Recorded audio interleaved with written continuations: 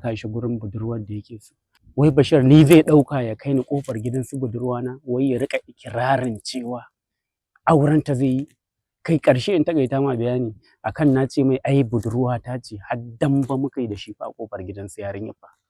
Shi Bashir ɗin ne ya ɗauke ka ya kai ka ƙofar gidan su Anisa dai? Ƙwarai kuwa Bashir.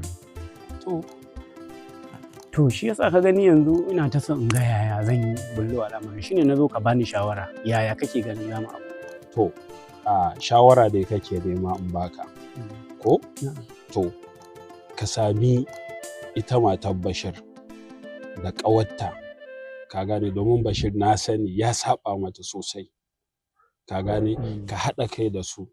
Idan ka haɗa kai da su ya samu ya mai da ita, kaga kai kuma za ka samu dama ka je ka aure Anisa ka ba tare da ya sani ba, kawai sai dai ya ji labarin ka yi aurenka. Gaskiya ne, kenan yanzu kana nufin dai sai na ɗan zama ɗan ƙaramin munafiki. Kamar hakan ne, amma ba munafunci ba ne ba, ka gane, ai gyara ne kuma kai saboda biyan buƙatarka. Kenan yanzu kana nufin duk yanda zan yi in yi yanda zan yi in shiga in fita in ga na aure Anisa. Ƙwarai da gaske. Shi kuma matarsa dai sun koma noma. Ai duk taurin kansa in dai ka samu ka aure Anisa ai magana ta ƙare. Gaskiya ne, magana ta ƙare. Ka gani? To amma kenan yanzu kana nufin in je in samu ko ƙawar matarsa ko matarsa mu haɗa kai? Dama mana, ai da ƙawar matar tasa da matar tasa za ku haɗa kai, ka gane, don a samu fahimta ya mai da ita, shikenan magana ta ƙare, kawai sai dai ya ji labari. Kai babba, ina yin kafa wallahi. Ai haka ne, ai abun haka yake.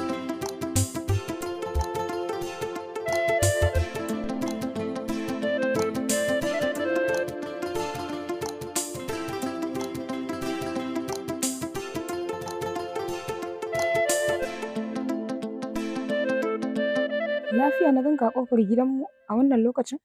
Lafiya ƙalau. Na san tatsuniyar gizo ba ta wuce na ƙoki.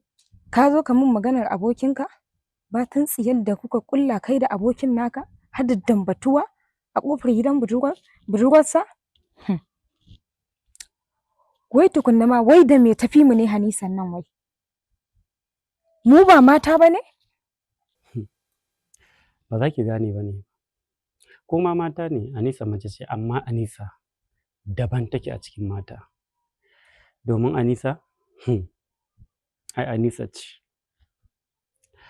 Abin da ke tafe da ni zuwa gurinki, ina so ne ki taimaka min, ko in ce ku taimaka min da ke da matar Bashir.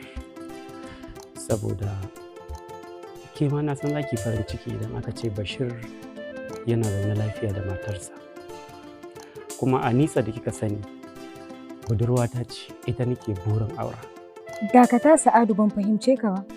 Wai kana nufi kai ma soyayyan kuke da ita? Ita nake burin aura.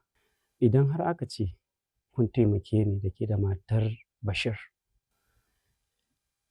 Matar Bashir tana zaune lafiya da mijinta Bashir, ni ma kuma zan samu aure Anisa. Saboda idan na aure Anisa, kin ga Bashir ya yi kaɗan da ya ƙara ɗaga kansa ya kalli Anisa ko ya tadawa Firdausi hankali a cikin gidanta. Saboda Anisa ita ce damuwar rigimar da take tsakanin Bashir da Firdausi. Hakan da ka zo min da shi, shi ne zai bani dama Bashir ba zai samu daman auren Hanisa ba.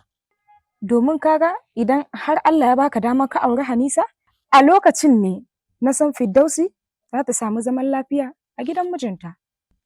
Alhamdulillah. Lallai kam na ji daɗi da na zo da wuri. Domin dukan Anisa da kuke shirin yi, gaskiya ba zai haifa muku ɗa mai ido ba, domin gaskiya taɓa Anisa. Ni ma ba zan ji daɗi ba, domin ni ma ba zan bar ku ba. Kuma hakan ba zai ba da zaman lafiya tsakanin ku ba. Amma tunda na ji daɗi na zo na yi wa tufka hanci, to na ji daɗin hakan. Saboda haka ina so ku bani goyon baya in auri Anisa kafin Bashir ya gama mutsu cewa zai aure ta. Saboda aurena da Anisa shine kwanciyar hankalin Firdausi da Bashir a gidan mijinta. Na san ke ma za ki so haka. Zan yi duk mai yiwa in tabbatar da ka aure ta. Saboda haka ina godiya, na gode, na barki lafiya.